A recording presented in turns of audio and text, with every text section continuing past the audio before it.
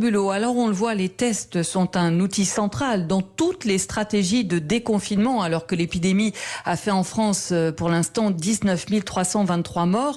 Bonjour, Dr Claude Cohen. Bonjour madame. Merci beaucoup d'être avec nous ce midi sur Europe 1. Vous êtes le président du syndicat national des médecins biologistes, en première ligne donc sur la question de ces tests. Emmanuel Macron, lundi dernier, disait que l'un des éléments pour sortir du confinement, c'était de tester les personnes qui présentaient des symptômes et de les isoler. Déjà concrètement, on parle de quels tests ? On parle probablement des tests sérologiques qui sont les tests qui testent l'immunité. Donc on ne parle plus des tests PCR qui déterminent si vous êtes dans la phase aiguë de la maladie, c'est-à-dire lorsque vous devenez malade.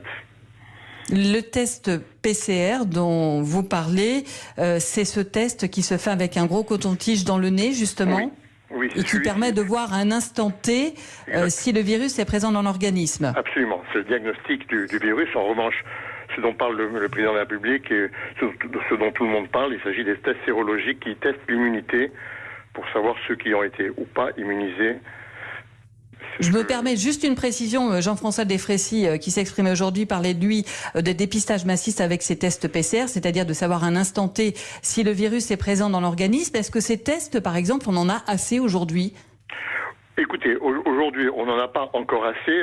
Ça monte en puissance. On parle des tests PCR, ça monte en puissance de plus en plus. On a été en contact avec le ministère et de manière à ce qu'il nous aide à obtenir un certain nombre de réactifs dont nous manquons.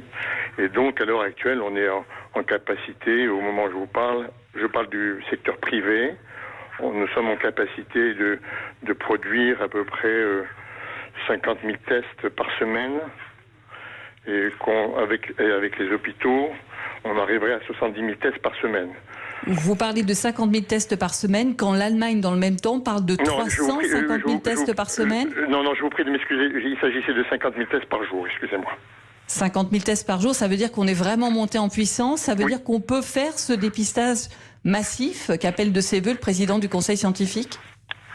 Écoutez, en tous les cas, on peut aller à ce niveau-là, et il me semble que l'ordre de priorité a été fixé, il me semble, pour le 11 mai, puisque, évidemment, on ne peut pas non plus tester toute la population à ce niveau-là, avec ces tests-là.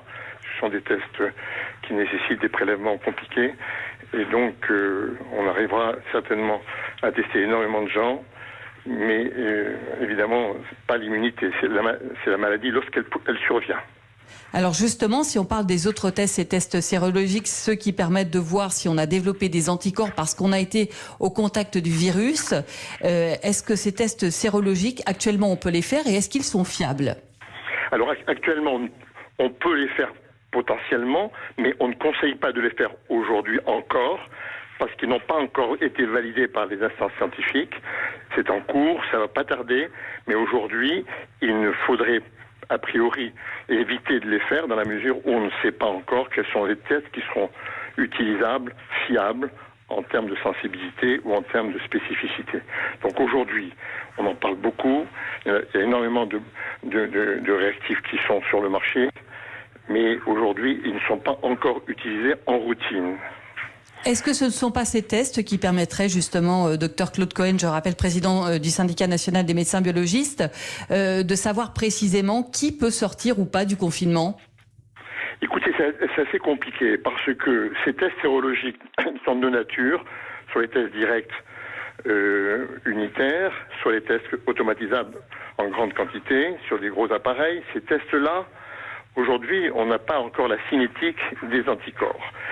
D'une part. Et d'autre part, on ne sait pas réellement s'ils sont protecteurs. Et enfin, on ne sait pas s'ils sont... Et on ne sait pas si ces tests sérologiques ne permettent pas de statuer sur la contagiosité de la personne. Donc, si vous voulez, ça va nous donner une idée de l'immunité, mais pas forcément de la contagiosité, puisqu'on ne le sait pas encore, et pas encore si les anticorps qui sont produits sont réellement protecteurs de la maladie pour la suite. C'est-à-dire si on peut, effectivement, je comprends bien, Dr Claude Cohen, sortir sans risque, effectivement, en pensant qu'on a été au contact du virus, qu'on est immunisé et qu'on ne risque pas le risque de nouveau contracter la maladie ou au contraire de la propager.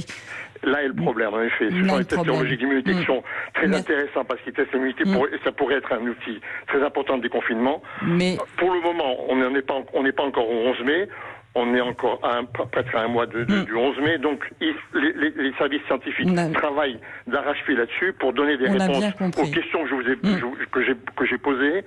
Elles sont en train de déterminer éventuellement quels sont les anticorps qui sont protecteurs.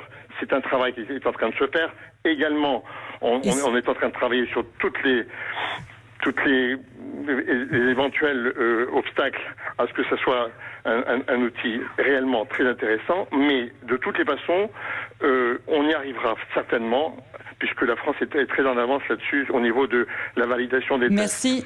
Merci beaucoup Claude Cohen, président du syndicat national des médecins biologistes, d'avoir été avec nous ce midi, avec, on le voit, encore beaucoup de choses à faire avancer d'ici le 11 mai.